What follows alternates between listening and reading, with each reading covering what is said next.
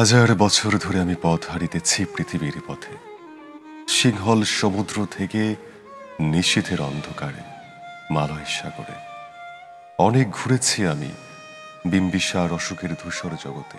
আপনার কণ্ঠের উপরে ক্রাশ খেয়ে কোনো মেয়ে কি আপনাকে প্রপোজ করেছে? আমার কাছে মনে হলো যে এই হাসিটা দেখে সারাটা জীবন কাটায় দেওয়া যাবে।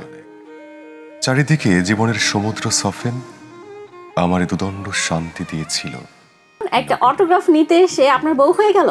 আরো গল্প আছে অবশ্যই এর মধ্যে। ডিরেক্ট বিয়েতে চলে গেছে? অন্ধকার বিদিশার নিশা, মুক্তার শ্রাবস্তির কারুকার্য, অতিদূর সমুদ্রের পর হাল ভেঙে জিনাবিক হারাইছে দিশা। আপনার যে টাং ডিজ অ্যাবিলিটিটা, তো এটা কি আপনার মানে জন্মগত প্রবলেম? জন্মগতভাবেই।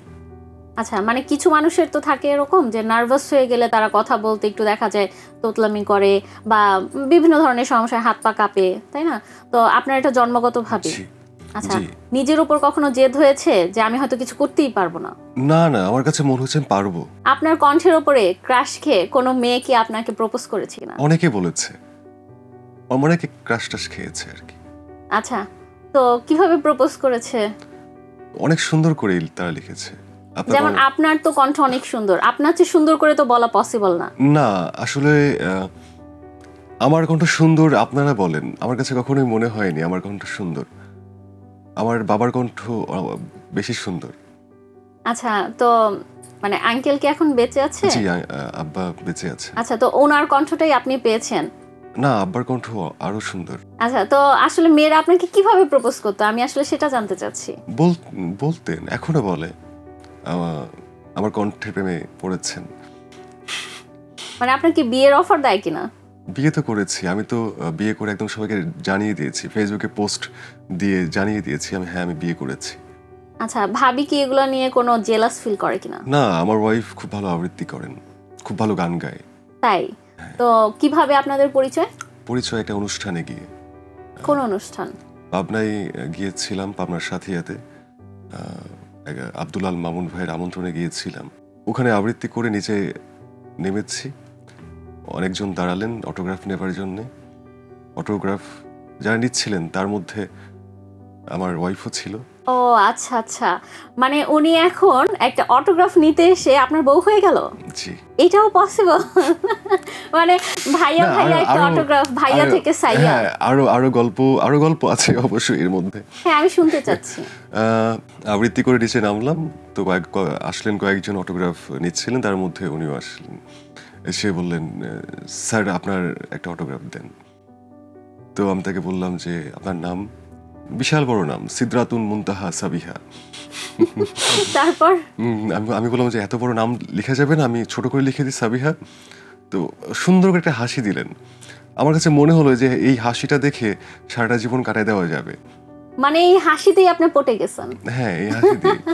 এবং পরবর্তী সময়ে আমার যে উনি আব্দুল আল মামুন ভাই যিনি ছিলেন, ওনাকে বললাম যে ভাই আপনার এখানে একটা মেয়েকে পছন্দ হয়েছে, বিয়ে করতে চাই, আপনি কথা বলেন।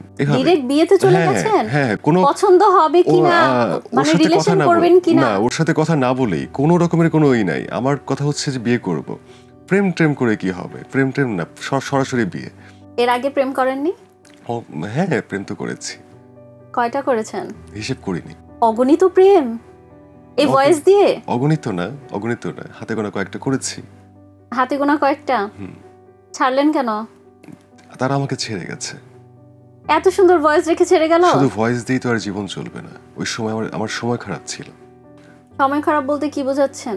সময় খারাপ বলতে তখন আমি পড়াশোনা করছি, কিছুই করতাম না, বা কিছু করবার যে ইচ্ছে আছে ওনারা বুঝতো না, চলে গেছে। আচ্ছা, তো আপনি বেকার ছিলেন দেখে আপনাকে ছেড়ে চলে গেছে? বেকার না, আসলে থাকে না যে অনেকের ইচ্ছে থাকে অনেক কিছু করবার, আমি তাদের মতো হয়তো বা চাওয়ার মতো হতে পারিনি, তাই চলে গেছে। এখন যে আপনি ভাবিকে নিয়ে ভালো একটা সংসার করছেন, সুখে শান্তিতে আছেন, এগুলো দেখে তারা জ্বলছে না? জানি না, কখনো বলা হয়নি, কথাও হয় না কারোর সাথে। কেউ নক দেয়নি? শিওর নাকি বলতে যাচ্ছেন না?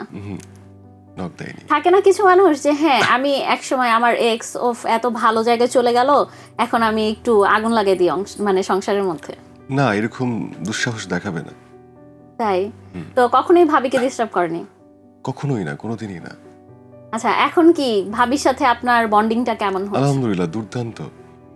আমার ওই যে আবৃত্তি শ্রোতা, দুজন মিলে আবৃত্তি করেন? দুজন মিলে করা হয়নি। ও আসলে ক্যামেরার সামনে খুব একটা আসতে চায় না। আচ্ছা, তো ব্যাকগ্রাউন্ডে থেকেও তো মানুষ অনেক সময় অনেক কিছু কভার করে, উনি কখনো করেছেন? হ্যাঁ, কয়েক মাস আগেও আবৃত্তি করে আসলো, রেডিওতে আবৃত্তি করলো।